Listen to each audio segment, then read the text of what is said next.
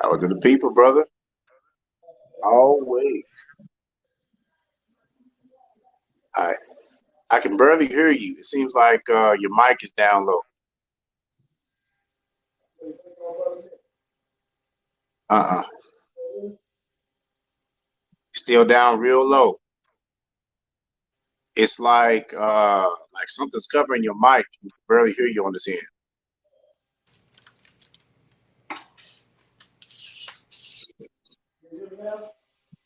I mean, I can hear you, but it's like real low.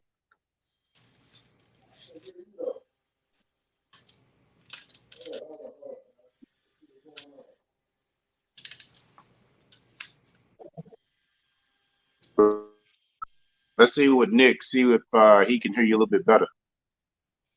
Yo, can you? Yeah, I can hear Nick. Okay, yeah, I'm setting up now, so you can hear me. But no, brother Shabazz, you're real low. It's almost sound like you underwater, like you muffled, brother. Yeah, like something's over your mic.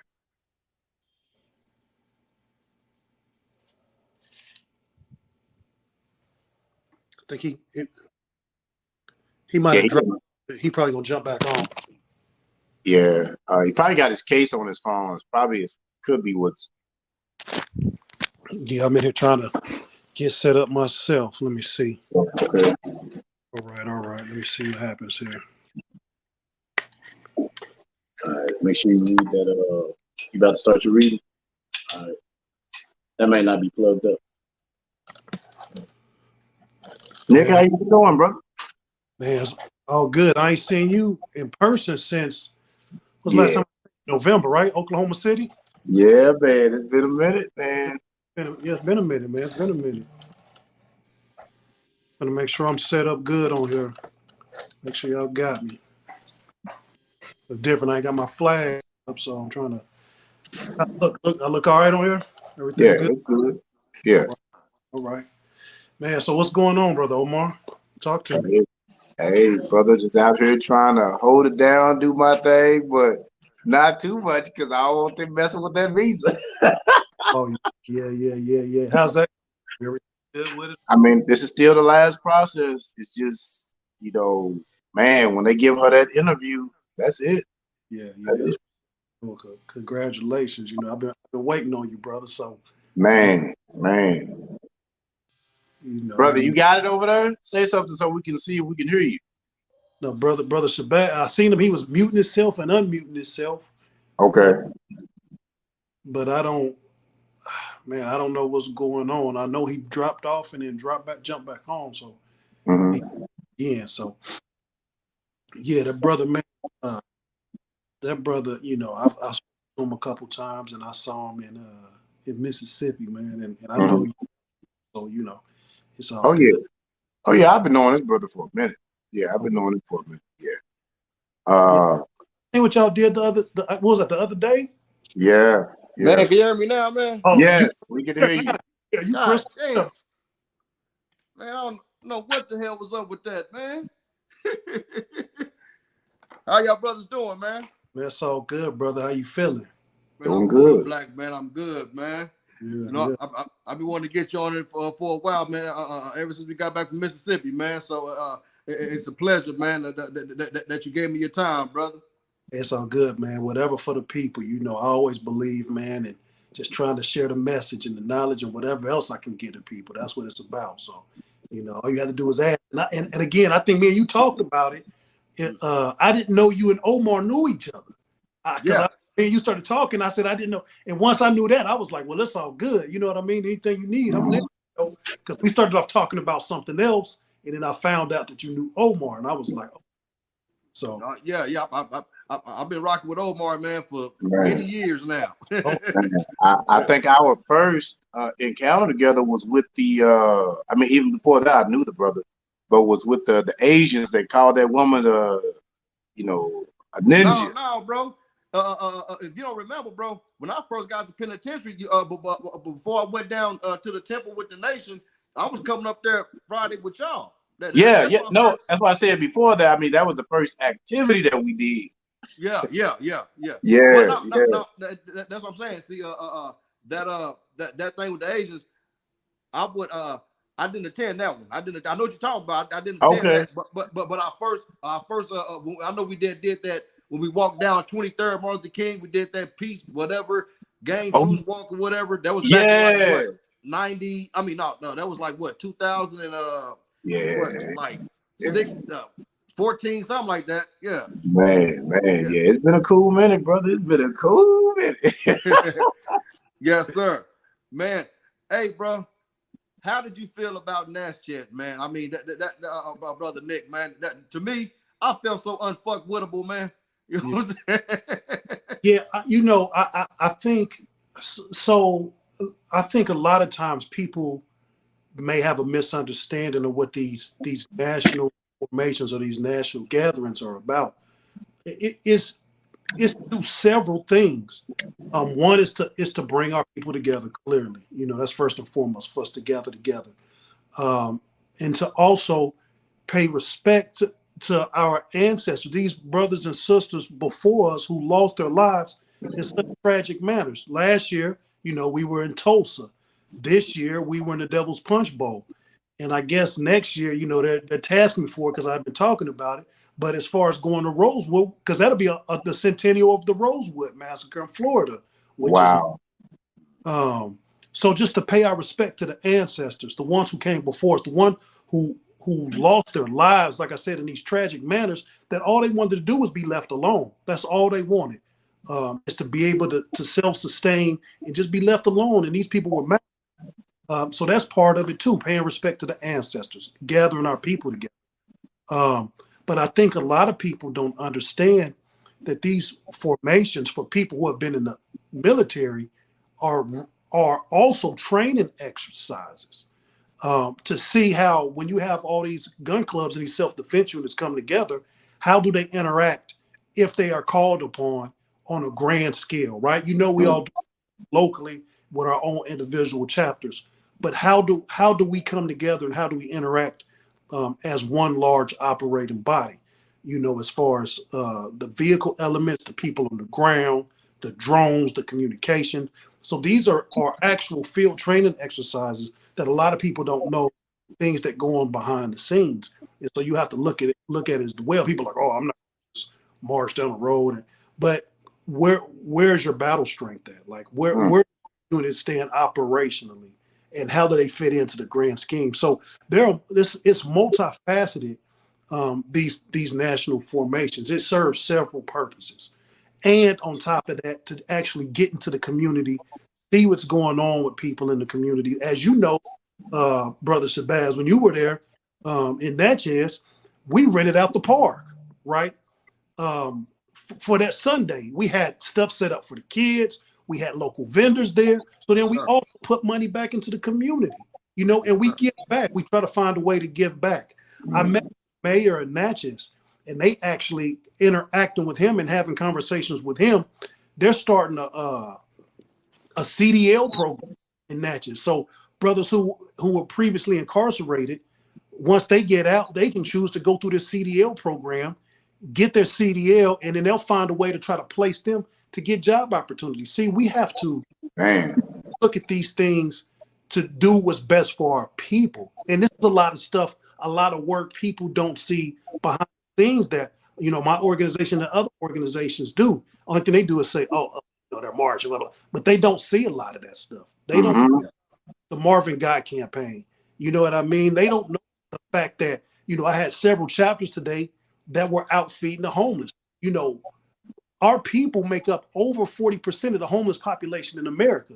So once you understand that, you know that we have, I mean, you're talking about almost half the homeless people are Black, but we make up less than 20, 15% of the population. We're less than 15% of the population, but make up half of the homeless. So that's why we go out there and feed the homeless every week, because we understand that's our people out there, you know? Yes. So I know I'm kind of off task, but, you know, it's just, I say that because these gatherings, you know, Natchez, Tulsa, Rosewood, you know, it's just multifaceted things we do. And how can we go to these places and make it better for our people? Yes, sir. Yes, sir. Man, y'all got brother Nick Bezel, man. Nick Bezel, man. We was down there soldiering, man, in Natchez, Mississippi, man. It was an honor to stand side by side with my brothers and sisters, man. Like it was, and then like the brother was saying, man, we was there, and we were standing on the graves site, basically of over 20,000 slain Black men, women, and children and elders, man. That these crackers literally put them in this so-called devil's punch bowl and starved our people out, as well as gave them smallpox, man. You know what I mean? So, I've been on this. The reason why I titled this what I titled it, man, because I've been on my prepper shit for some years now. You know what I mean? And a lot of us are not ready for, let's say what they call it, a CMT. You know what I mean? I say it right. The Corona mass injection, but no CME. You know what I mean? Because they talking about, basically, I look at the government going to use that as far as how the sun is shining on our earth right now. And of course, we enjoying it because we don't think we doing it just getting black and beautiful. You know what I mean?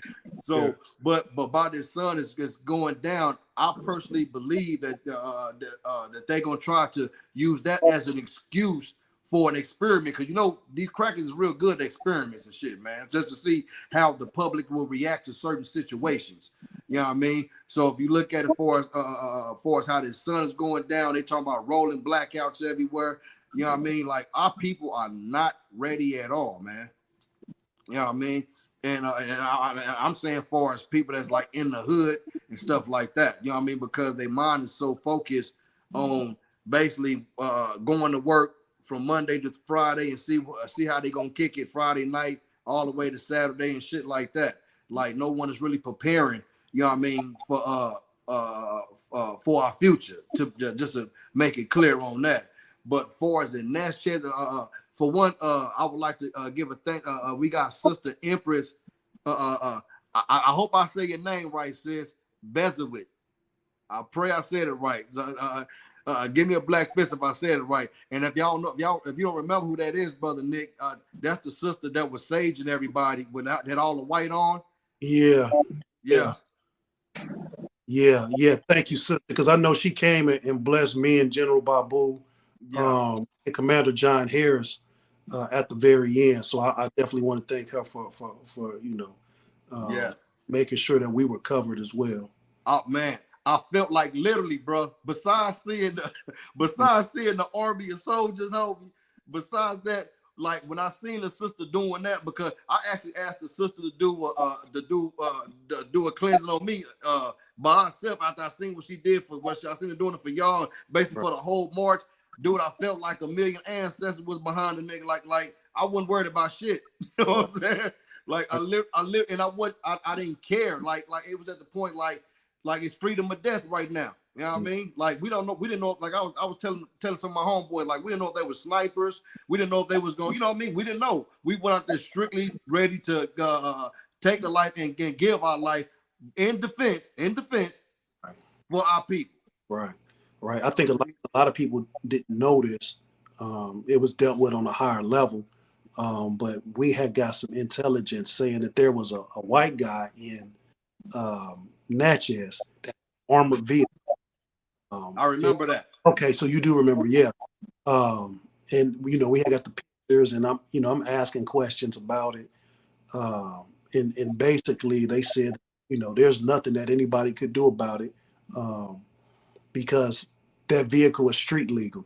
So so he could have rolled it out and did whatever. But we already knew if he would have pulled that vehicle out we already knew what we were going to do when it came to that. So it wasn't really any fear in anybody's heart as far as that. I mean, if he wanted to come out and, try to terrorize us, he was going to be met with a lot of resistance. So I believe that. But, and that's what I don't, it's like our ancestors from, like I said, I name all these places, and, I know everybody the map of all places where like lynchings and burnings of our communities took place. But we have to understand, we have to protect each other at all costs. If for anybody who knows the story about Tulsa, about Greenwood, it was only like 5 or 6 brothers that held them white people off for hours. That's when you hear the stories about them coming in with the planes and bombing Greenwood, because they held them off, and it was only 5 or 6 warriors that held them off. Imagine if it was 50 or 60 of them. It might, some of the guys who was flying the planes might not have been able to get to those planes. You see what I'm saying? Yes, sir. And that's why self-defense and self-defense units are so critical. Even when we talk about reparations, I mean, they're terrorizing us now. Imagine if we start getting these checks for hundreds of thousands of dollars per person. You think that this going magically, white supremacy is magically just going to go away? They're going to be after us even harder because they know we have even more resources now. So what do you think they're going to do? So we will have to continue to defend ourselves in that scenario as well. Yes, sir. Yes, sir. Brother Omar, I want to give a personal thanks, man. On my show, Brother Nick, we my sisters came to my house. Okay.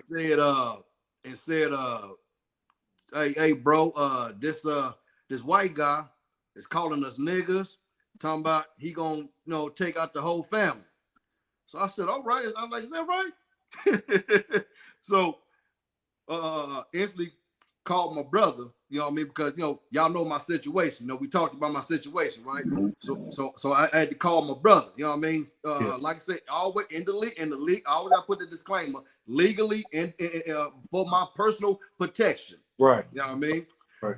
So I called my brother. So when me and my brother walked in, all blacked up. I'm talking about Panthers thing, showing my man's all black with the camera on his shit, with that big old pretty thing. Yeah, dude, you should have seen how these white people look like. Man, y'all look like y'all some special forces or something. Yeah. You know what I mean? Yeah. But and the reason why I'm breaking this up because bottom line, I'm at the point now, man, you're not finna Buffalo, New York, my family cracking. You know what I mean? I'm gonna come holler at you. You know what I mean? It's none of that fucking no, ain't no, and that's where all this old praying and all this old we gonna forgive you and all that. Basically, how that shit happened in was it South Carolina when that Peckerwood Diamond Roof? You know what I mean? You want to forgive this crack? No, man, no, not me, not me. No way.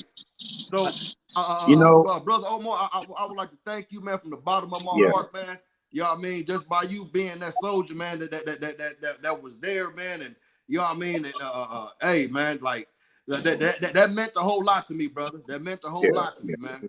I mean, brother, it's they got the message. The message was very, very clear.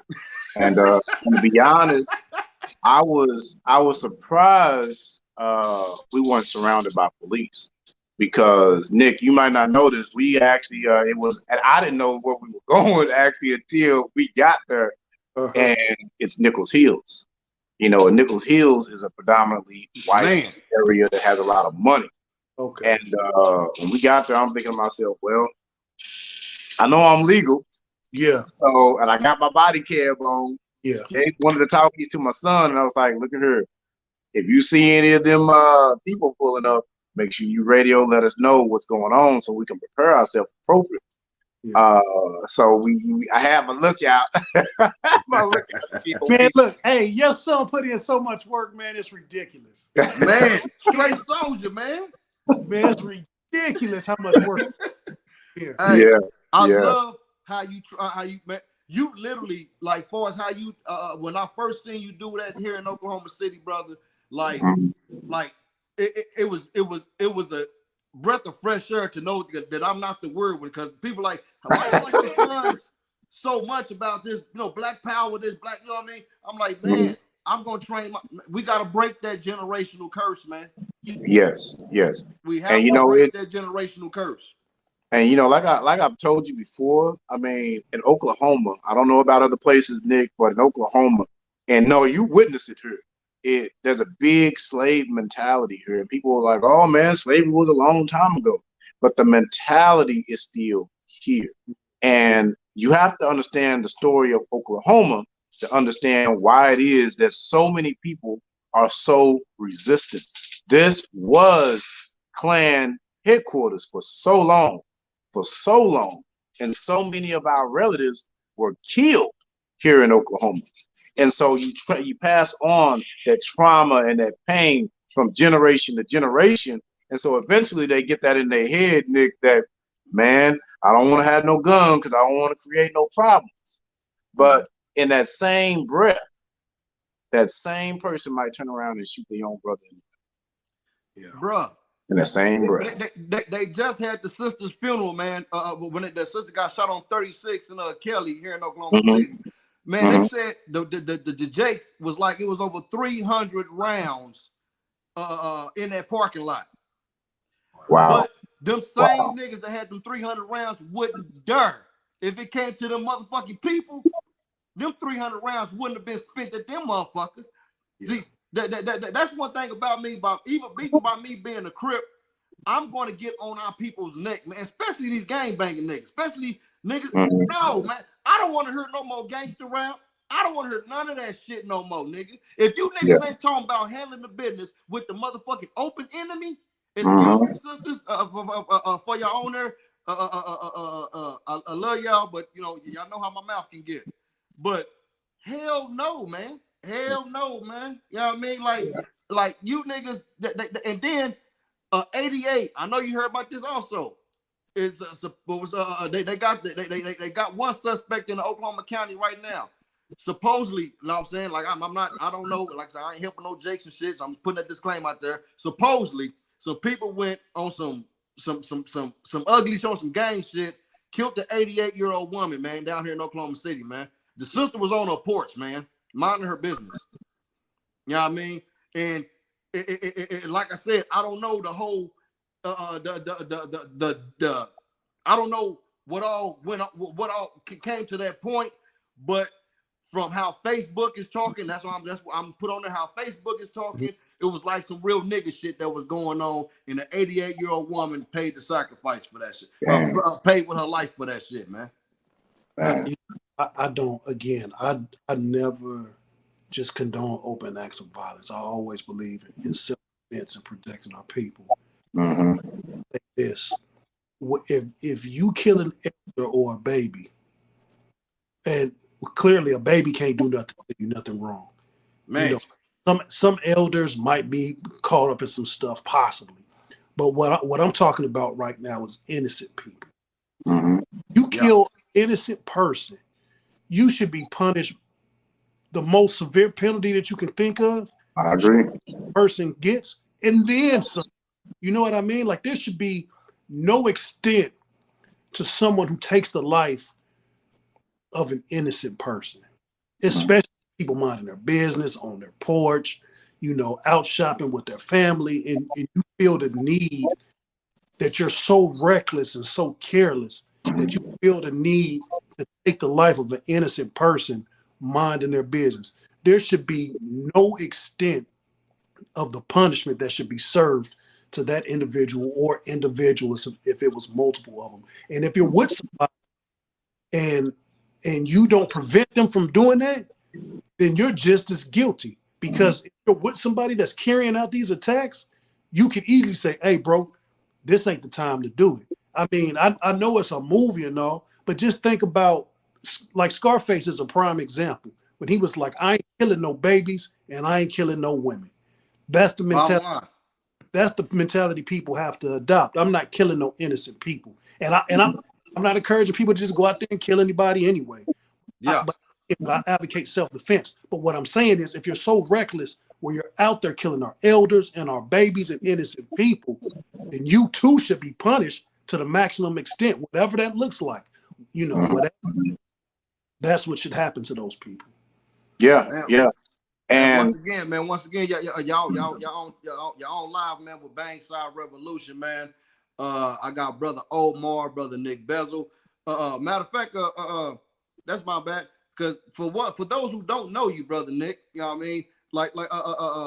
Give us a little bit of history about, you know what I'm saying, who you are and stuff like that, bro.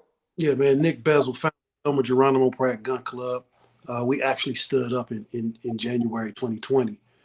Before that, you know, I was just, you know, a gun guy. I used to, you know, shoot a lot of guns, shoot a lot, you know, do my part. I do a lot of stuff online through social media. But, you know, 2020 was like a big changing point for a lot of people. And so our gun club evolved, right? So prior to Breonna Taylor, prior to George Floyd, we were just shooting because people wanted to train in self-defense, right? So that's always the basis of what we're doing. We train in self-defense. So when I started, we were just training so people could protect themselves, their families, their loved ones. But I remember, man, when George Floyd, you know, everybody has this catalyst where they were like, I'm out there.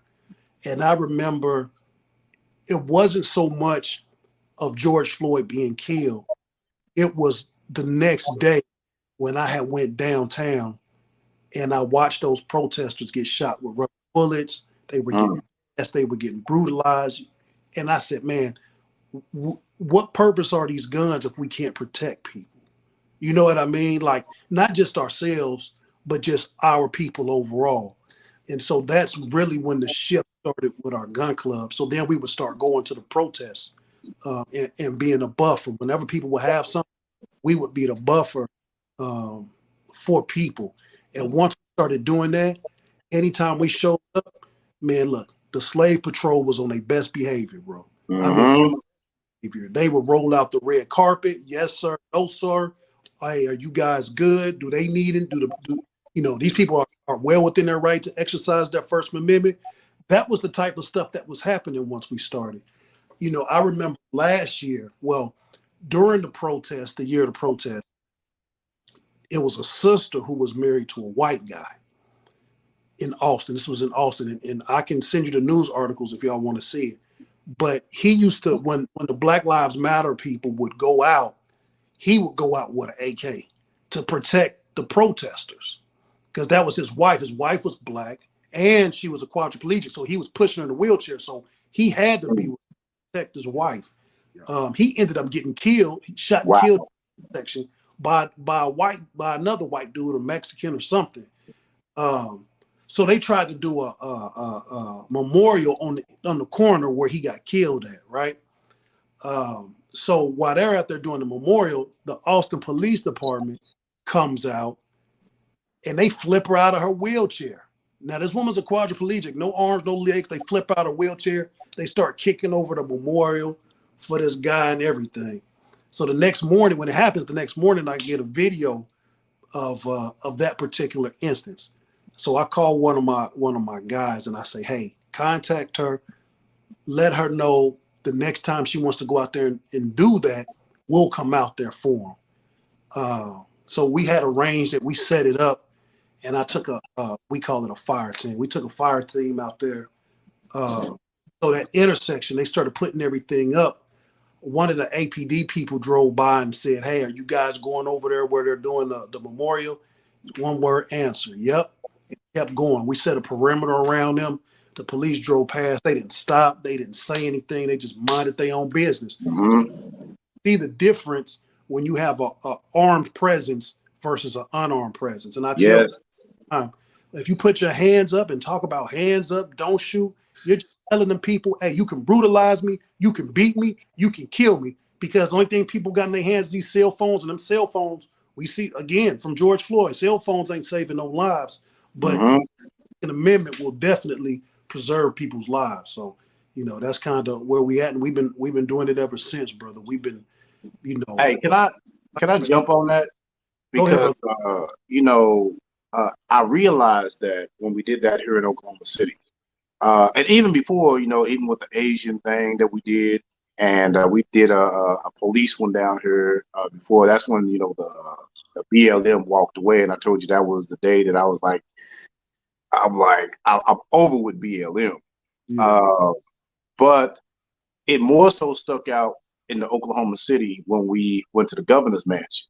And exactly what you're saying, Nick, is 100% through and through, because we went out, and you know, the state congressmen were all trying to set these laws to where people can just drive right through. If you're obstructing traffic, if they think that they threaten, they'll just drive right through.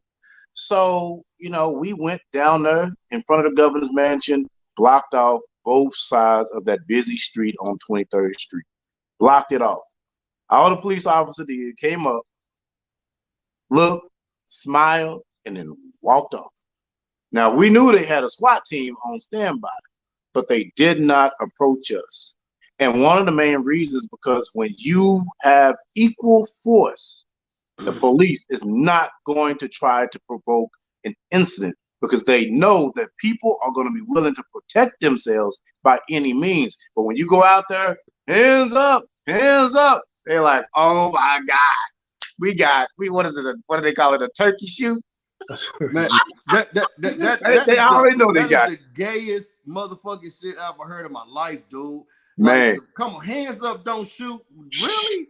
Like, come on, no way, man. That old civil rights bullshit. No, man, that's not for the fly today, man.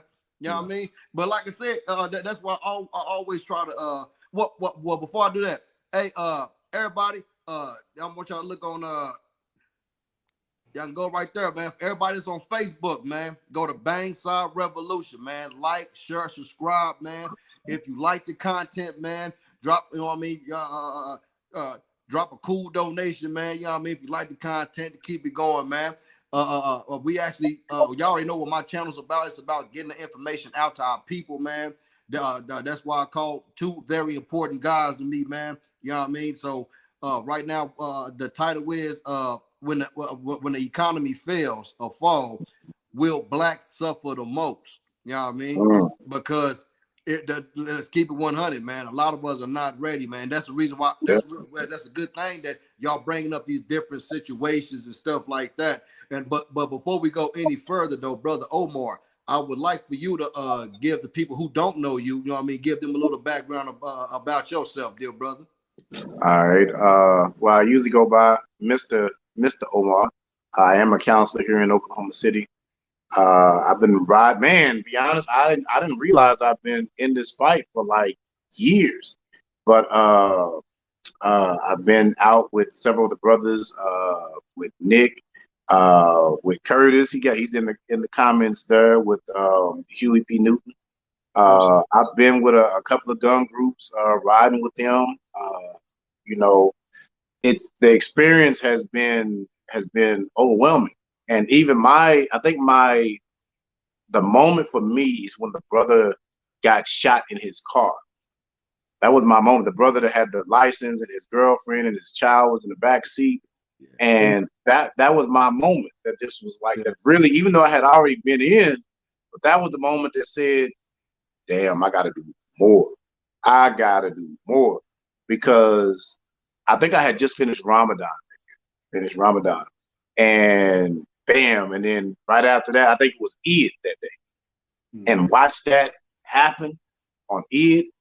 You know, you had the emotions of joy going through that day, and then immediately hit with rage. I couldn't even sleep that night when that young brother, somebody put the name Orlando Castillo. Orlando. And I was like, man, I was filled with all kind of rage when that incident happened. But it helped fuel me to keep going and keep going and keep going.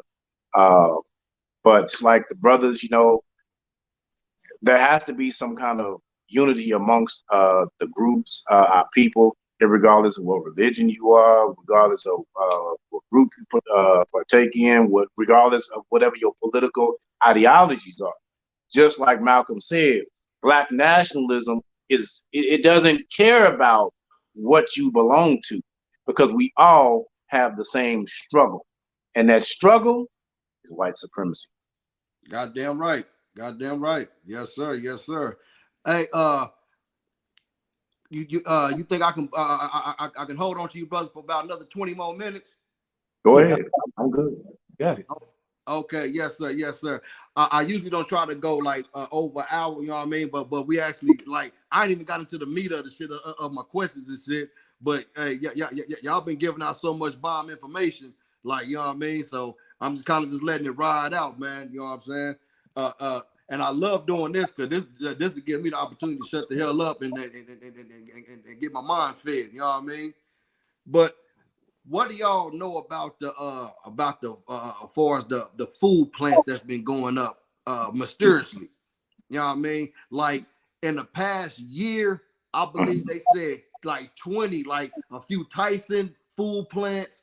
Then like I was looking at some shit on YouTube where a trucker was went to the Oakland Bay on the West Coast, and he was like, man, usually when I get there, you know what I mean, it's like boats galore, you know what I mean? All type of boats and shit. He said, but when he went there this time, he said, dude, it was no boats on the coast. So that means nothing, no food and shit is getting shipped into America, man. You know what I mean? And like I said, a lot of us, man, I don't know what it is with our people, but like people literally like call me crazy, like damn it, like a hoarder, because I buy, you know what I'm saying? Because I do the whole prep and shit, you know what I'm saying? But a lot of people don't understand, like, man, like if we don't prepare now for that, man, you know what I mean? Like, I mean, far as gas masks, radiation masks, all that, like, dude, and especially, especially dealing with you two brothers, you know what I mean, with the armory shit, like, we need to get fucking trained on how to shoot, you know what I mean? Like, a lot of us, like it's a lot of us, like, for women, I would say, especially, in just I mean, I guess all the sisters, you know what I mean, need to get trained up, you know what I mean, especially men too, but I feel sisters would be in a whole lot more danger, like the same if shit like that wasn't happening, for us food shortages, power outages, and you know what I mean, stuff like that, man. So basically, y'all the expert on that, man. So can y'all break down for us, like what y'all been hearing for us on the food shortage and stuff like that? Because maybe if some of my people that's on there, maybe they hear from somebody else, maybe they don't think that I'm just talking shit like I'm crazy or something. You know what I mean? But a lot of us, like I said, don't know about this whole food shortage thing. All right. Well, I'm gonna let Nick take the lead, but he looked like he bounced out for just a minute. Let me see what he said. Hold up a second. Give me just a second. Let me read. I think he had a connection issue. Okay. Okay, I think he was sharing, or somebody was sharing something. Me personally, I'm like, yeah, they need to, because there's a bigger issue going that's about to happen in regards to food shortage. Because if you look at the Ukrainian war, I was not aware that Ukraine is like in the top 5 grain producers. In order to be able to have cattle, to be able to eat properly, eat enough grain to be able to have to feed them and do all this stuff, and that ranges from all different types of cattle, all the way down to your simple chicken. In America, we produce millions of chickens every day, and slaughter millions every day for a person, for the consumption. And if the grains slows down, then it's going to slow down a lot of produce production. Not just that, there's a lot of things that that are involved in the meat produce and all this other dairy and other things like that. It's going to slow down a lot of things in regards to that. So should people be a little bit more conservative, and should you get more canned goods in your home now? I would say yes. I would say definitely yes, because what's happening now, you might not feel it yet, but you might feel it next year. And if you wait till next year to prepare, just like everybody ran out and grabbed all these supplies when COVID hit. Well, guess what? When you ran out to the store when COVID hit, it was already too late. It was already too late. You don't wait until the situation starts. You prepare for the situation, because if you're going out running when something hits the fan, then guess what? Millions of other people are running to the store doing the exact same thing, which could cause a potential crisis moment. And the last thing you want is people freaking out, because in the inner cities, especially in the inner cities, if there's a shutdown and there's something should happen, people are going to be trying to take everybody's stuff. And that's really what it's going to come down to. But if you're not supplied, well, you're going to be one of the people that's going to get your stuff taken. I mean, what do you think about that, Dick? Hey, I just, I lost connection for a minute, but I caught the last maybe like 8 seconds, and I think but I think you're speaking on how I feel, how it's set up, right? So like urban areas are going to be the worst place you can be when stuff happens. Suburban will be a little bit better. Really, the best place you can be when everything collapses. Why do I say that? First off, it's going to be very difficult to acquire stuff or fight in an urban setting. Suburban defend it a little bit better, but do you want to try to gather a group in a subdivision to hold up there? Your best is going to be able to have land out in the country, and then you and your people go there where you're able to live off the resources, the land. You're not worried about ships or trucks bringing you food, because if you got 100 acres, 120 acres, you can grow your own food. You can have 2 to 3 ponds, and hopefully you got some type of freshwater source coming through there. You all can build shelters out there. You can hunt. Again, chickens, goats, cows, fish, fresh fruits, vegetables. You hunt. For those who eat swine, you can hunt hogs as pork, because understand, when stuff gets bad, it ain't gonna matter what you're eating as long as you can eat to live. And being out there, you will have, especially if you have that's why like these gun clubs and self-defense units are so important, to have a network of people, because you all should know if something happens, this is the location we're all going to go. And you should, what are you going to take? What is it going to take for you to get there? Like, what gear is it going to take for you to get there? Understand, you're not going to be able to bring everything with you. So if you live in the city, your home is probably 9 times out of 10 going to get raided. So you want to take your most important valuables, ammo and weapons, and whatever you need to get from point A to point B. If you live in the suburbs, your house may or may not get hit, but understand the same principles are going to apply. But once you get out into the country, once you get out into that rural area, you're able to develop a perimeter, set up, and then that way you're able to defend it. You're able to feed all your people, your network, and you stay there until everything is back to normal. So when shit hits the fan, or we're living in an age without the rule of law, you have to have a collective group to be able to go somewhere, defend it, and have enough acreage and enough resources there where you're able to sustain however many miles that you have to feed. See, and I want to piggyback on that a little bit of that, because that's where those groups come in handy at. You know, the different gun clubs, because those gun clubs are immediately going to wind up. I'm speaking in the event that the government should collapse. Something should happen in the event of something to where there's a complete disconnect, to where the people are literally going at each other. That's where those groups are going to be needed extremely. And people say, oh, they're not needed. Yeah, they are needed, because if everything falls apart right now, just us, you know, Oklahoma, Texas, and even throughout the South, we're really deep in behind enemy line, deep in behind enemy line. And they have the most militia today than ever before. White militia. We're talking about white militia. And if you assume for one moment, if this government should collapse in any kind of way, that these militias will not try to do a land grab and a people grab, you are seriously mistaken. You are seriously mistaken. So that's why these groups are needed in the training and everything that is needed. Because if you don't have it, then how do you protect your people? How do you even protect yourself? Because one person trying to do it on their own ain't going to work. It will not work. So, you know, we hear a lot of bickering on the side about this group and that group. It's really, it's nonsense. And I hear these sometimes outside people trying to, you know, agitate and do these types of things. I'm like, this stuff is not needed. It's absolutely not needed. In order to be able to prepare ourselves, we need to start working with each other to get these skills that we need. Somebody had in one of your comments up there that the white people train their people how to kill black people, which is true, and they ain't got to do much because a lot of us ain't got no guns. They've been doing that for 460 years. They've Mm-hmm. been doing that shit. Oh yeah, hey, oh yeah. I see. I got a few viewers over there, man. Don't just be looking at the goddamn video. Like it, man. And also share it, man. Y'all getting some hardcore, straightforward information, man, that we need, man. Because we are, whether we want to believe it or not, we are coming.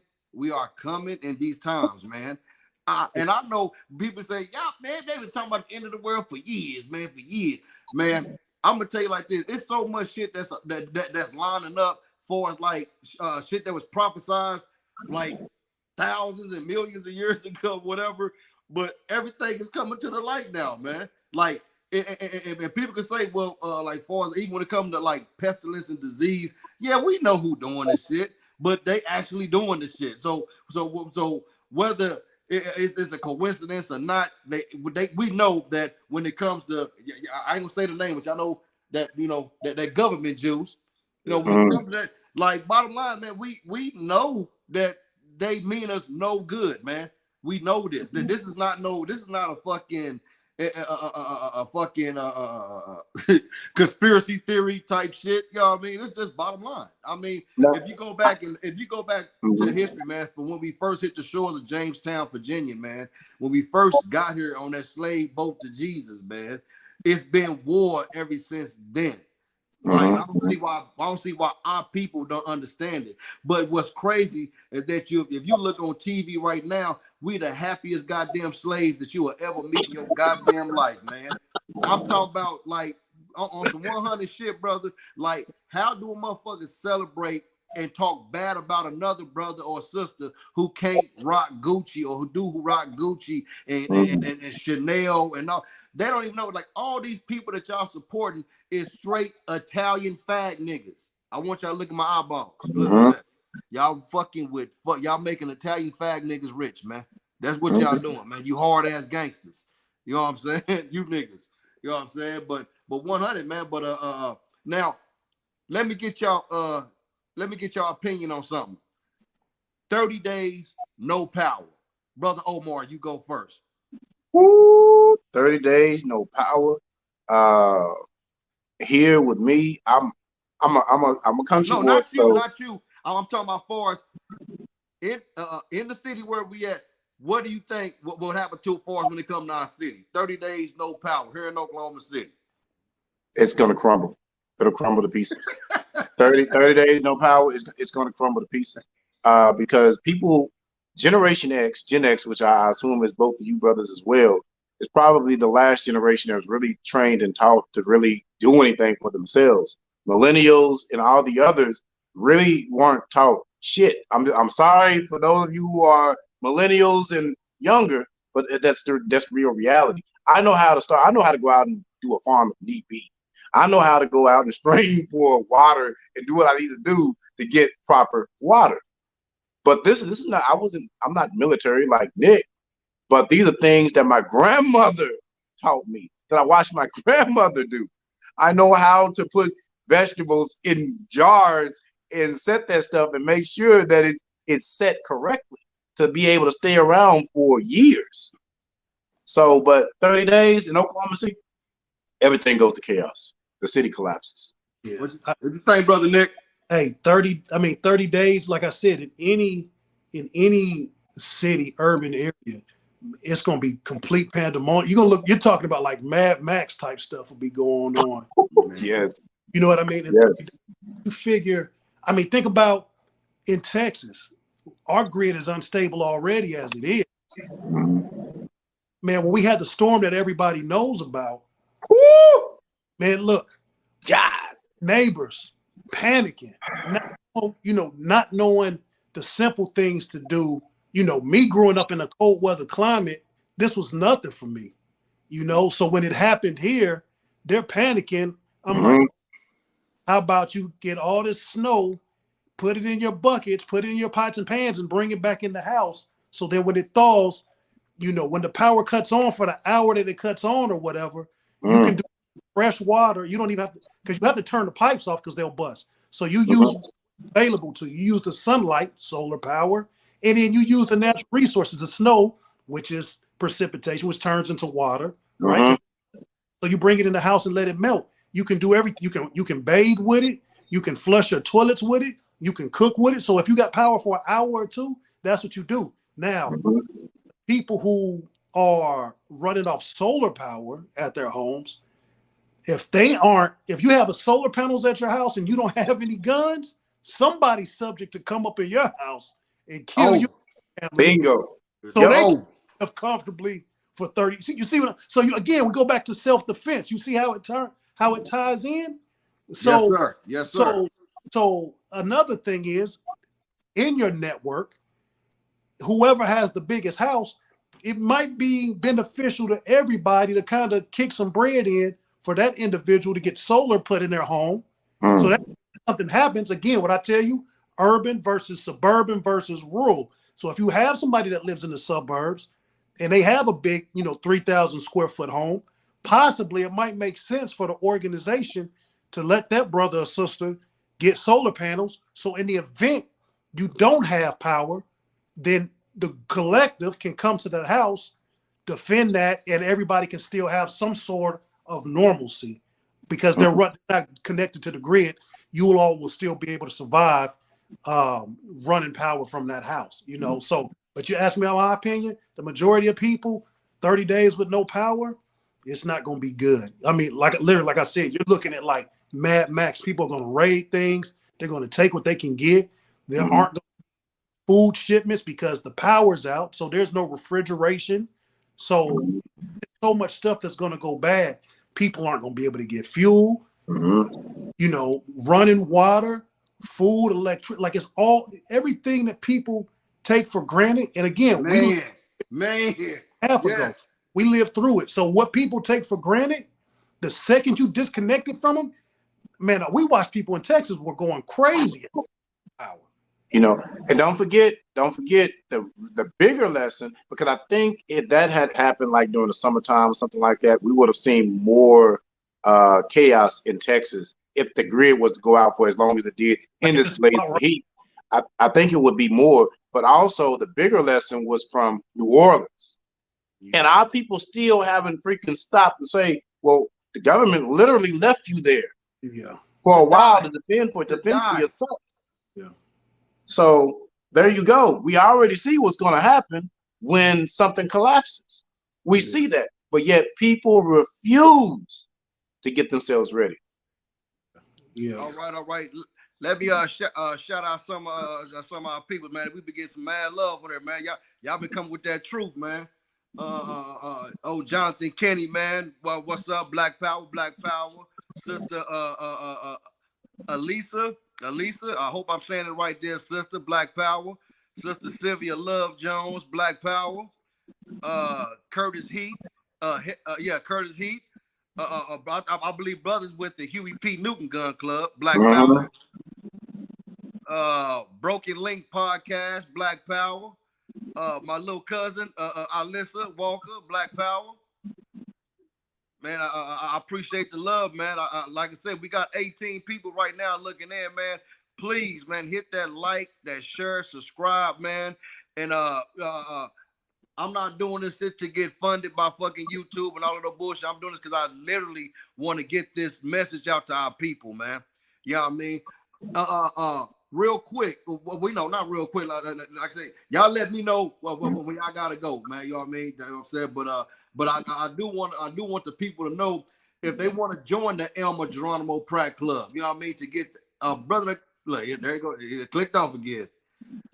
I want to get the information so they can join on, man. There's a website for the brothers to be able to go. All they have to do is punch in that name, Elmer Geronimo Pratt Gun Club, and it'll bring up the information, whether it's on Facebook. I believe they have their own page as well in regards to that. So I mean, I tell anybody, get down with them, get down. I mean, whatever gun club is in your area, I always tell people, go check them out. Man, go check them out. And don't be afraid to join multiple. It's okay. You can do that.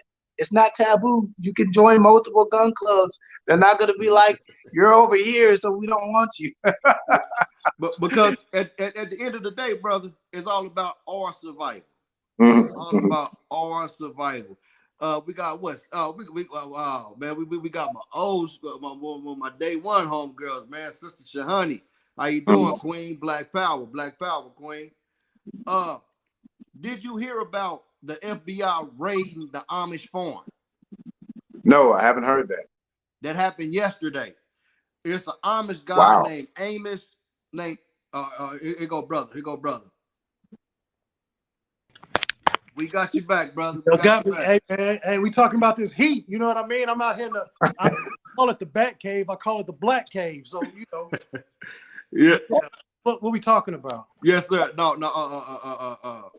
Man, y'all know, y'all see I've been smoking, so y'all gotta help me hold this motherfucking conversation, man. You know what I mean? Once I get to getting floated, you know what I mean? I gotta help me hold the conversation. but no, we were just basically just talking about far as the same thing before you hopped off, man. I was actually going to ask you. Yeah, that's what I was going to ask you.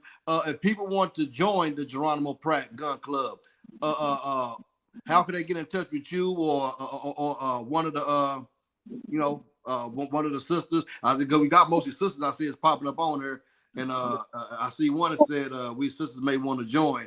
So if they like to join the club, man, how can they get in touch with you? Y'all got a chapter here in Oklahoma though too, right? Yeah, OKC and in Tulsa. Yeah. Okay. Yeah. So if anybody's interested, it doesn't matter where you're at. Just go to www.egp, right? EGP gunclub.com. Go to www.egpgunclub.com. And once you go on there, there's a form. You just fill it out saying, hey, you want to join, or if you just want, some firearms training. If we have any members or a chapter where they're at, then they can come join us to get that training in. And if it's somewhere where we don't have a chapter, most other gun clubs usually will have chapters in certain places as well, or there just may be firearms trainers that I know that are in that area. So if we don't have a chapter or if we don't have members there, and they just want to get some training in, we can definitely put them in contact with the right people. And if they want to join, I mean, we highly encourage people to join, become members, and start a chapter where they're at if we don't have one. Because the thing is, we can't be everywhere all the time.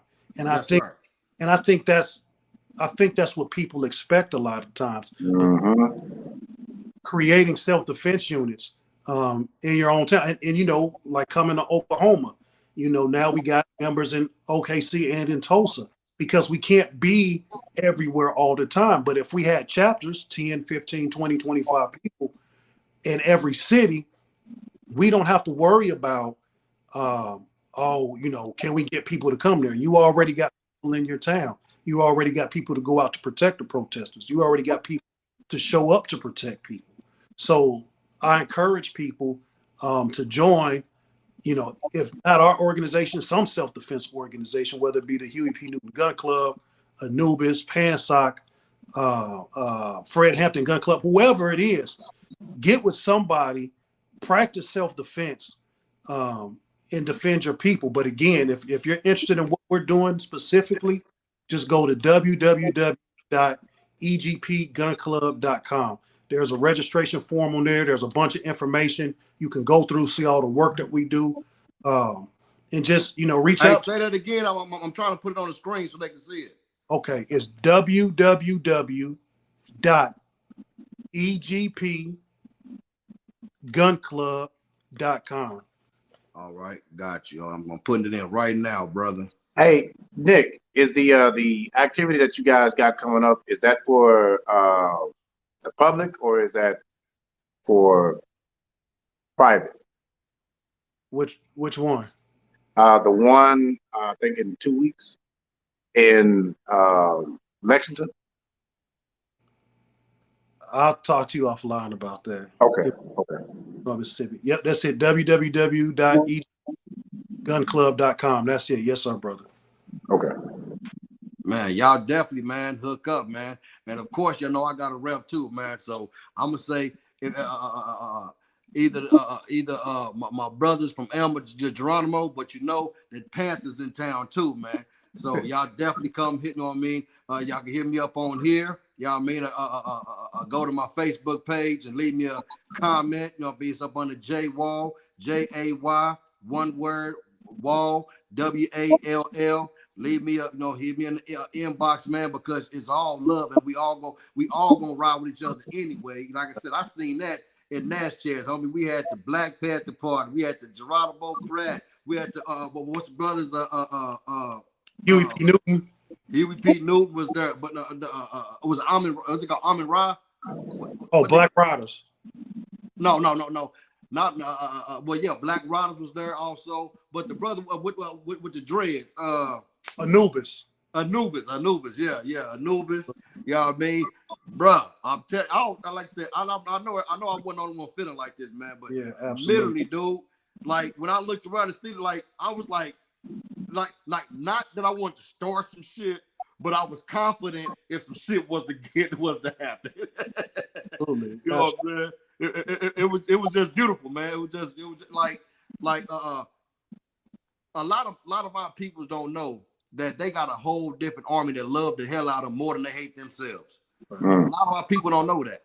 Like when I used to go to Savior's Day in Chicago and Detroit, and I heard how our brothers, you be around a gang of brothers, you know what I mean, and sisters, you know, and I actually kind of feel bad because, you know what I'm saying, once you step down, you kind of lose that discipline a little bit. I ain't gonna lie, you know what I mean, like for as me, myself, speaking on myself, but it's one thing I can say is that when you're around, even when I was in Mississippi amongst you brothers, you don't hear like everything is on about the rise of our people. And the whole every conversation, the majority is about the upliftment of our people, man. You know what I mean? And that's really a beautiful thing. Like people don't know just that in itself, man. Just make you just proud to be a black man. You know what I mean? Like we literally and the sister that was there, sister oh my God, Sister Mega. Yeah, she's out of chapter. I'll tell us a chapter. Yeah, man. Sister, yeah. Hey, I salute myself. Hey, Sister Mega wasn't biting her tongue for nothing, man. It was beautiful, man. It was a beautiful thing, man. And just like I said, just by saying, then seeing how you brothers were like, everything was military, it was like, I'll be trying to tell my homies, man, like, dude, I'm around like dudes that's literally on some military, like just do if we induce that in the hood, dude. You know what I mean? Like literally, like there's like I mean, it's crazy, man. I get emotional about it because for the simple fact that we are literally the missing link, and I know that I have an uphill, what you call a uphill road when it comes to these Crips and Blood niggas and Vice Lord and GD niggas. Well, it's not a whole lot of Vice Lords and GDs in Oklahoma, you know what I mean? But I'm just saying, for us, wherever I go speak at, it's for the whole of all of us. Mhm. You know, like we are literally the missing piece, man. I feel in my heart we are the missing piece. Once that little kink in the chain, man, with the gun clubs and like I said, the Panther Party, and come on, man. I mean, like, dude, I like literally the most honorable Elijah Muhammad said, if the black man was simply, when I say black, I mean black man and black woman, if we was to simply come together, we would discover heaven in 24 hours, man. I agree. Say that real quick, man. Let me give a shout out since we, shout out all the self-defense units, but shout out to Dr. Malik Zulu Shabazz. Shout out to Brother General Mike Payne. Shout out to Brother General Yakinan. Different Panther parties, but I got love for all them brothers though in their organization. Salute to them all. Yes, sir. Absolutely, man. All right, man. So, where you gonna be headed up our way, bro? So, we can get back on that block, man. Up in Oklahoma, I think I was trying to come in September. If I don't make it in September, I'll be out there in October. Because the last time I was there, me and Mike Payne were there in March. And then before that, I was just telling Omar, I saw Omar back in November for Julius Jones, when we were out there with Julius Jones' family for the whole, before they got trying to execute that brother. So some of our members came out for that and tried to, help as much as we could in that scene. So I think it was March. I was in Tulsa. So I think when I come back, I'm going to try to go to Tulsa and OKC. So I was in Tulsa in March. No, I was in Tulsa, March, OKC back in November. So I think when I come in October, I'm going to try to come to both cities. Man, yeah, man. We definitely got to make that up, man. Cause like, I'm definitely like, as soon as I get there, I'm gonna be right there with you, man. Y'all mean? Cause like, I feel personally, especially here in, I can definitely speak on Oklahoma City. When they, what we did in that shit, we need to start doing that in the hood now. Like, and the reason why I say that because like I started when I said earlier, we know that the white man is the devil. That's not no fucking secret anymore. It's like the cat's out the bag. You know what I'm saying? You know what I'm saying? So my whole thing is that now, man, like we literally got to, it's time for the hood to take accountability, because we can't keep on saying that it's the white man's fault when we spend $1.4 trillion a year, man. Come on, man. We spend 97% of our money with the people that we complain about 95% of the time, dude. You know what I mean? That's a great saying by Brother Neri Muhammad, man. You know what I mean? And that's some real shit, man. Like literally, dude. Like we spent 1.4. It's no way in hell, especially like I said, I stay on the necks of the Crips and the Bloods, man. Because, dude, over 50 years, no hospitals. Over 50 years, no schools. Over 50 years, we ain't got no fucking land. Hey, I remember when I was in the motherfucking clink. I was reading. I know y'all know about the old Donald Goin books. I was reading one called Kenyatta's Escape. They was gangsters, but hell, but I don't know if y'all read the book. It was two of them. Kenyatta's Escape. There was a gang of military gangster type brothers, but they had a big ass farm way out somewhere. You know what I mean? So like when shit was, you know what I mean? I'm just saying they was organized. That's basically what I'm saying. See what I mean? Even then, see what I'm telling you? We have to have our own land when the time comes to be able to pull out of these heavily populated centers, get our people and go.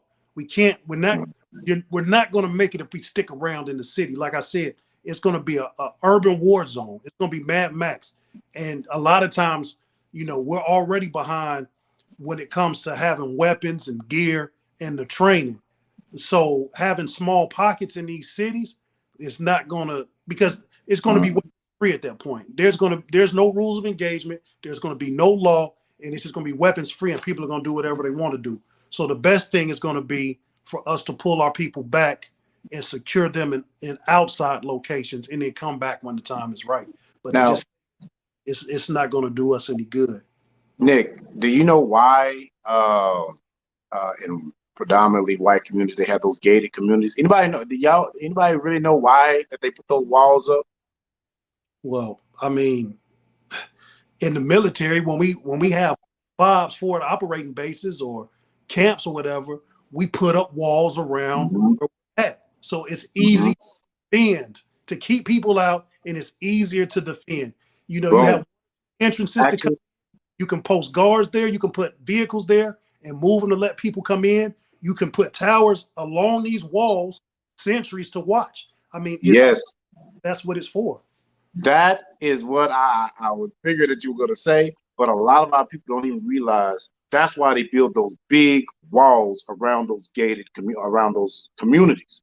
It's not just to be like, hey, we don't want you looking in here. It's to for something that they can defend in the event something should go down. Because in that case, all you need is if you just don't want anybody in, just put up a regular fence. Put up a regular fence. No, they put up big, solid walls so that they can defend and protect themselves around. The thing about our communities is, even in the cities, we don't really have real communities.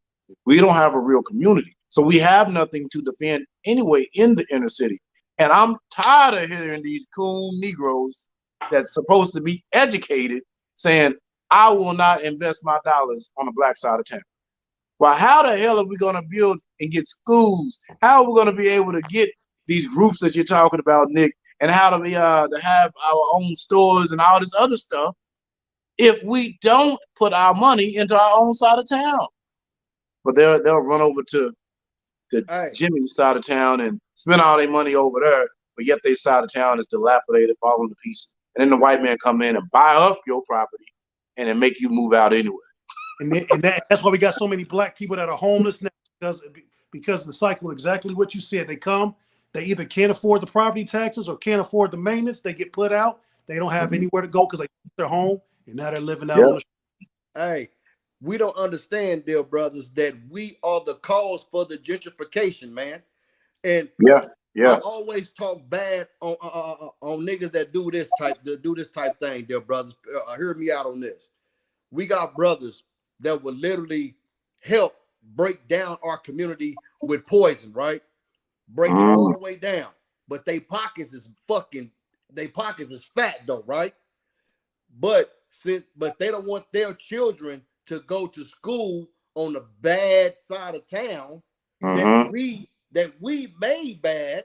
We made it bad, but we don't want our children to go on the bad side of town. So we go to the white side of town where it's clean over there. Like and I actually heard niggas that was actually cool with this for saying like, yeah, man, we pay they have some type of neighborhood personal treasury where they keep the neighborhood clean and they pay the people to keep it up. They take pride in saying that they're part of that neighborhood, and it's Mm-hmm. majority white people.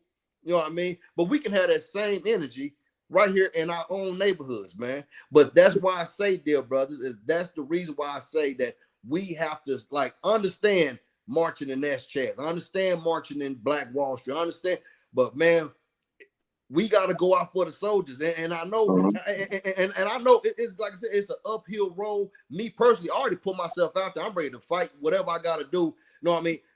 And I'm not saying it like I'm just ready to go just beat niggas up or just fight. I'm just saying it for us that I'm willing to put my life out there. You know what I mean? Because I see good in the Crips and Bloods. I see what we can be. You know what I mean? I see it as a powerful unit. So my whole thing is that for us to create these soldiers that you guys are talking about, we're gonna have to take that energy that we had walking through these other neighborhoods. We got to take it to the hood now. We literally got to go to the hood. And I can almost guarantee you, because I know it when I was a youngster, if y'all come over there, man, know what I mean, on some like basically we love y'all, you know what I mean? We want to teach y'all self-defense, we want to teach y'all about guns, we want to teach y'all about how to hunt. Man, you know how many youngsters y'all gonna pull in, man, a week can pull in, but just by just standing there on post, you know what I mean, just in the neighborhood, you know what I mean, why they out? Why they out there? We ain't coming. They know we're not coming with aggressive. Of course, we wouldn't walk up. I wouldn't say it'd be wise to walk up with burners and shit because our people are still kind of stupid and they drinking shit. You know what I mean? So I would say though, at least if they out there wherever we see them at, we need to we got to literally go there. Where is in Crip Hood, Pyru Hood, Hoover Hood? You know what I'm saying? Over at Nutty Block, over in Neighborhood, over in Shotgun Hood, wherever. We need to literally go there, but coming to them as with sincerity in our heart, letting them know, like, hey, man, this shit is getting real, man. That those elders that died in Buffalo, New York, those elders that got their life snatched away, that could be your grandmama next. That could be my auntie next. That could be your little sister next. That could be your son next. You know what I mean? So, but my whole thing is that we gonna literally have to go to where the soldiers are at. And yes, like I said, it's gonna be an uphill road because a lot of us are so stuck in our ways. And for the ones that don't want to go, I'm gonna treat them just like I would treat the average house nigga. You know what I mean? Any black man. Oh, there go brother Nick again. Yeah, man, the devil working on you, man. It's all good though. I'm gonna keep coming back. It's all good. Hell yeah. But what I'm saying is that we are the missing link, man. So we at the point now where we gotta like literally go to where the soldiers are at, and we got, like I said, go with sincerity in our heart. But like we can't be the ones that like I said, that study walking in white neighborhoods, going to the Capitol and shit like that. We, like I said, we know who's the devil. We know who's the devil. Only thing we need to do now, we need to go to our younger people right now. You know what I mean? It's sometime, you know what I mean? That's coming together, starting some type of youth program, whatever. You know what I mean? Because right now, any person will be really after the youth anyway. Because me personally, I have no desire to go mess with some nigga that's my age, that's stuck in his ways, that once you go and give them facts and you give them honest, the truth, actual facts, and they still refuse, you know what I mean? Like, okay, well, die with the enemy, homie. That's the only thing I can say. You know what I mean? And like I said, and I'm gonna put the disclaimer out there, like I said, I'm not telling nobody to go kill nobody, but when I say die with the enemy, I mean that bottom line, we all know that the white man had a 6,000 year rate on this planet. It is what it is. Don't get mad at me. Get mad at the ancestors and the creator. Hey, brother, because our ultimate weapon right now is that big, beautiful sun. You know what I mean? That's a hell of a weapon right now. You know what I mean? But like I said, dear brothers, I don't want to keep y'all on too much longer, man. Let me see. We have Black Lives. Hey, man, my cousin just said that I'm looking at it was up to 21 people. So I had 21 thumbs up, man. I supposed to have 21 thumbs up, man. You know what I mean? And either one of y'all got like a page that y'all can contact. They can get in contact with you on Facebook or YouTube or anything that y'all want to give out, Brother Omar. Not right now. But hey, I'm just gonna tell people, man, keep holding it down. But I do want to drop this before I get off here. A bigger issue that I think that's happening especially in our communities at these schools is the parents. It's these parents. Parents aren't taking responsibility to try to educate and teach their children, so we're losing our schools because they're not doing what they need to do as parents. I don't put all that blame on the children because the child is going to do what that parent allowed them to do. If that parent get off their ass and start monitoring what their children are doing, then we can take back our schools. And if we take back our schools, we can take back our damn communities. Facts. Brother Nick? Hey, the one thing I want to leave with people is if you're not in something, right? A lot of people tend to be a reactive people instead of a proactive people. Don't wait for it to happen for you to get involved. Get involved now. Get involved before something happens to you. Get involved, before some tragedy strikes, and then you're asking people to help you. Already be involved in networks in these communities and do the work, so that way you already have a support system on the front end, and you're not running around on the back end saying, I need help with this, or I need that. Already be tied in. I don't need that. people that are doing the work. And then, once you get tied in, get out there and do something good in the community. Whatever it is, the mentorship program, I know Brother Omar deals with that. Whether it's, again, I talk about being over 40% of the homeless population. Can you clothe people? Can you feed people? Can you house people? We know we make up the majority of it. So can you do something like that? Do you have family members who have? Can you go out there and learn how to sustain people in the event, shit hits the fan scenario and we have to go to these places?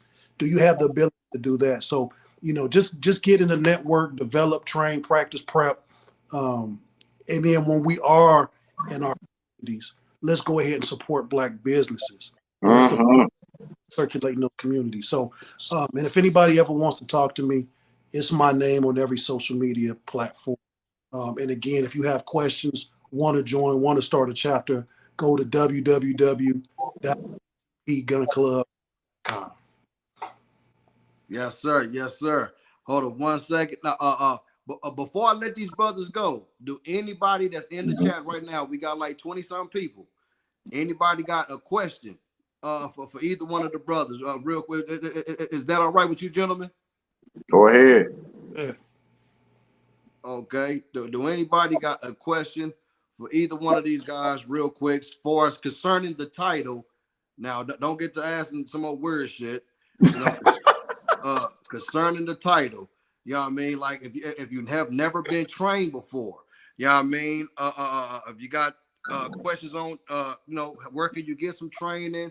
Anything basically according to the title. Now, like I said, I had the brother. If y'all go back, I had Emma Geronimo Pratt's website, so y'all can go there. EGPGunclub.com. And like I said, I'm here in Oklahoma City. I'm especially talking to the Crips and the Bloods, but also every Black man here in Oklahoma City. If you want to be down with the Panther Party, and bottom line, you do not have to drop your flag. We are not asking you to drop your flag. That's your neighborhood. You grew up together as babies. We would never tell you to leave and turn your back on your family. Only thing we're asking you to do is now be productive of your family. Be the one that's going to produce, that's going to be that light for the hood. Be the one that's going to make it safe where grandma and your wife and your children can be outside playing and, you know what I mean? Be a part of the change, man, not part of the goddamn problem. You know what I mean? Especially, you know what I mean? I'm going to speak on us Lokes, Crips, community revolution. The whole time I was in that shed, that's all I was screaming. Community revolution in progress. I am not a gangbanger. Yeah, understand that. I am not a gangbanger. You know what I mean? I am a revolutionary, homie. Bottom line, that's what it is, man. But if y'all want to get into these brothers, man, like I said, I put the brothers' website. And if you would like to join the Panther Party Oklahoma City chapter, man, that's my Gmail right there, man. You know what I mean? So drop your name, you know what I mean? And I'm gonna get you associated with the right people, man. And we can start this Panther thing right here in Oklahoma City, man, and like really do this shit how it needs to be done. Lokes, especially my Lokes and my dogs that's locked in right now. All my Crips and my Bloods, man, here in Oklahoma City, man. Y'all know we got a fucked up gangbang problem down here, man. Let's be a part of the change, man. I need y'all help. You know what I mean? So far, I'm the only active Crip, you know what I mean, that's a part of the Panther Party. I need a Damu on my side, man. I need a Damu brother to holler at me, man. You know what I mean? Because when me and you get together, me and my brother Damu, we gonna be out there flamed up, blued up with the Panther gear on, with the, you know what I'm saying? And we're gonna be out there in front of the people, man. We gonna let them know, man, it's gotta be the unity, man. We gotta be about unity, man. You know what I mean? So, like I said, that's my Gmail right there, man. If you would like to be a part, you know what I mean, of the Black Panther Party. If you'd like to be a part of Geronimo Pratt, you know what I mean? You got both informations on there, so you don't have a fucking excuse. Get at us, man. And like the brother said, if you don't have a chapter in your city, shit, get at them. If you got the credentials, I'm pretty sure you might can start that chapter in that city. You know what I mean? You know, so hell, man. And bottom line, we all we got, man. We are all we got, man. Hey, Nick, there's a yes, question sir. for you. There's a question for you. I think they're asking him, is there a chapter in California?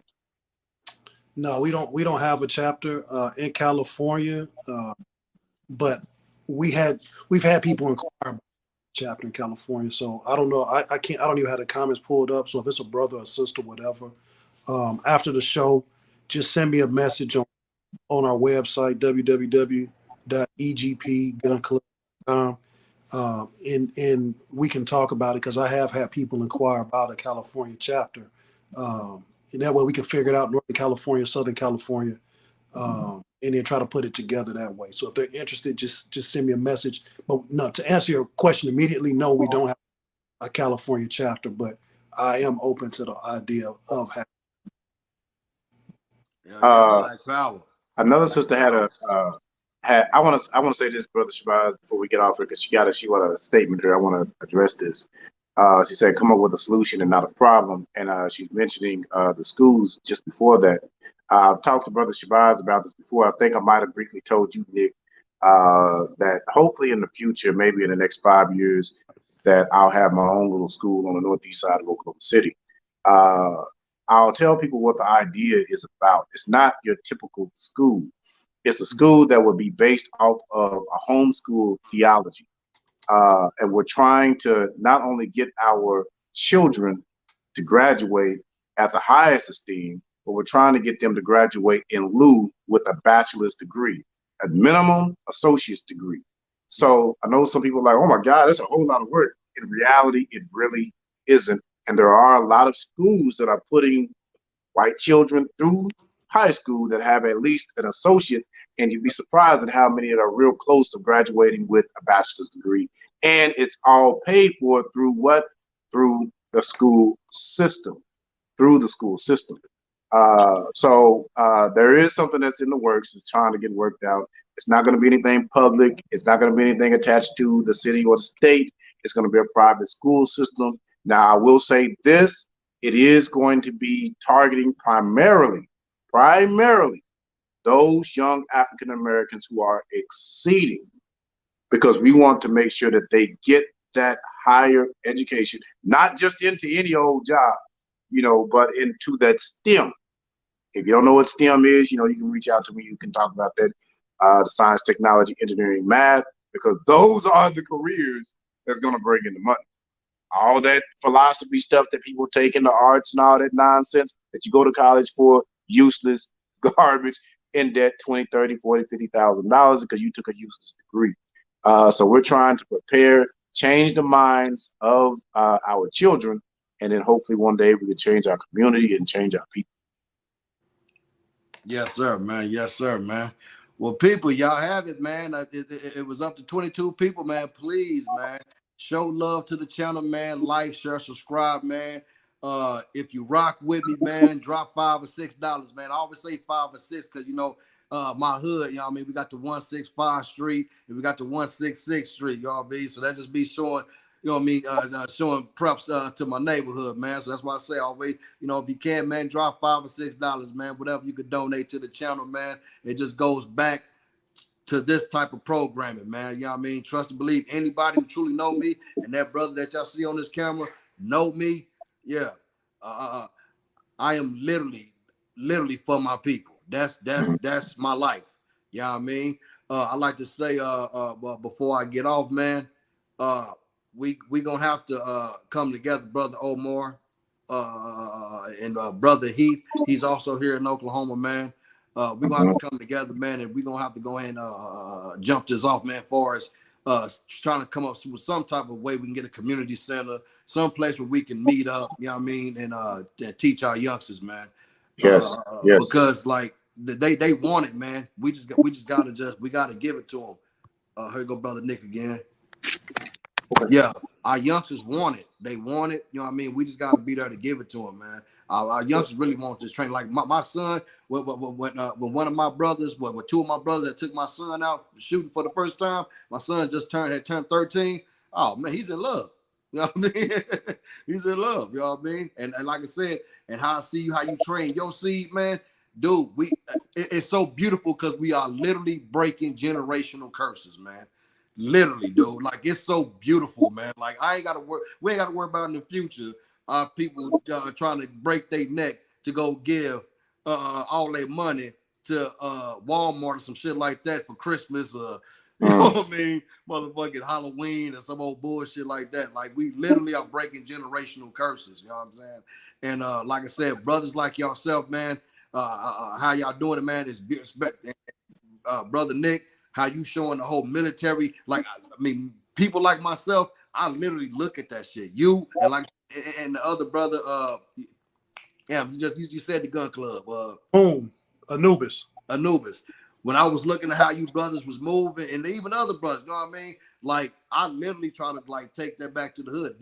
That's literally what I do, man. I'm basically the spook that's set by the door in reverse. You know what I mean? You know what I'm saying? I'm just amongst when you're amongst that black power like that, man. Like, man, if we can just get more youngsters to see that, because like I said, I'm not even too interested in going to go chase down some old 40-year-old, like, man, Jesus gonna make it better type nigga, or one of those, you know, like, nigga, fuck this descent, I'm gonna do what I do, because I don't know if y'all remember, but Minister the Honorable Minister Louis Farrakhan said in one of his lectures, and you can't do nothing but respect it. He said, basically, when the separation begins between righteous and unrighteous, like, the blacks is gonna be trying to bring their unrighteousness over there. There's no place for it.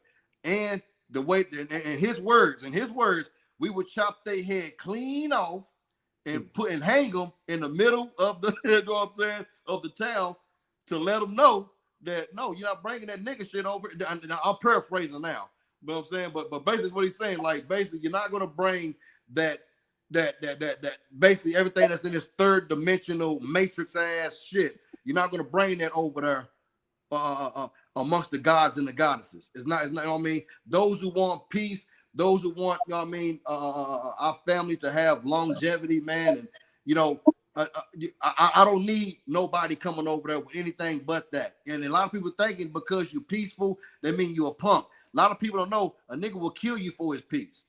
We'll take your whole thoughts out for peace. You know what I mean? And people got to know that, man. But I would like to say, dear brothers, man, thank y'all for your time, man. I appreciate it, man. Hopefully we can do this again, man. I was expecting just to do like an hour with you brothers. You know what I'm saying? It's like an hour and 32, you know what I mean? But the jewels that was dropped and the love that we got. Y'all seen the comments. You see the love that we got from the people, man. Like, you know what I mean? So please, for everybody, man, like, share, subscribe, man, and get this message out there, man. And like I said, man, brother Nick trying to grow them chapters. Of course, the Panther Party trying to grow them chapters. You know what I mean? And we doing all this for our people. It's nothing else. It's not trying to shine. It's not trying to outdo each other. You know what I mean? Bottom line, it's about discipline. It's about willing to sacrifice your lower or personal desires for the greater good of the mission, man. You know what I mean? That's what it is, man. So anyway, man, y'all got anything y'all want to say before we go? I'm good. Power to the people. Appreciate it. Man, Black Power. I love y'all brothers, man. Oh, and brother Nick, brother that's with the Anubis. I forgot my brother's name with the dreads. Amun. Yes, Amun.